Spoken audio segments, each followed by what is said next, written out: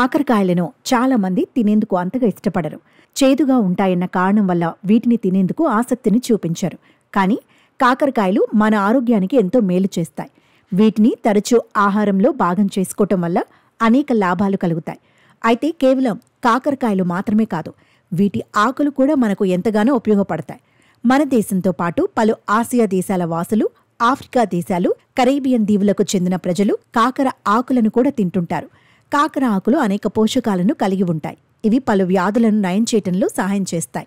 మనకు ఆరోగ్య ప్రయోజనాలను అందిస్తాయి.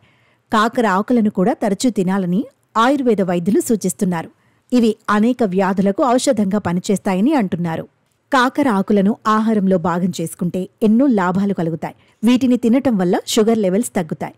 కాకర ఆకుల్లో క్యారెంథిన్, పాలీపెప్టైడ్ పి, విసిన్ అనే సమ్మేళనాలు ఉంటాయి. ఇవి ఇన్సులిన్లా పనిచేస్తాయి. దీనివల్ల షుగర్ లెవెల్స్ తగ్గుతాయి. డయాబెటీస్ ఉన్నవారికి ఎంతో మేలు జరుగుతుంది. షుగర్ ఉన్నవారు తరచూ ఈ ఆకులను తింటుంటే మేలు జరుగుతుంది.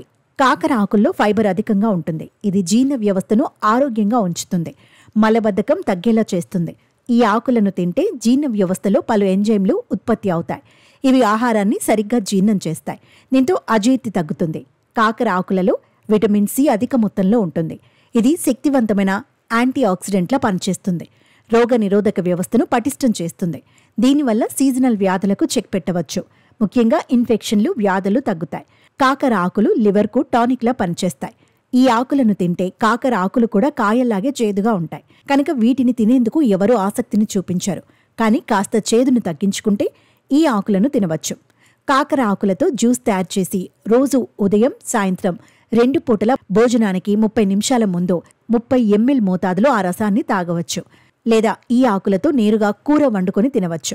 ఇతర కూరగాయలతో కలిపి వండుకోవచ్చు. కాకర రసాన్ని తీసుకోవటం వల్ల నాలుక పూత, పుచ్చుపళ్ళు తగ్గుముఖం పడతాయి.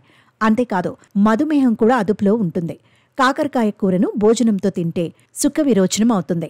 కాకర ఆకు రసాన్ని రోజు కంటి చుట్టూ కనురెప్పలకు రాస్తే రేచీకటి తగ్గిపోతుంది.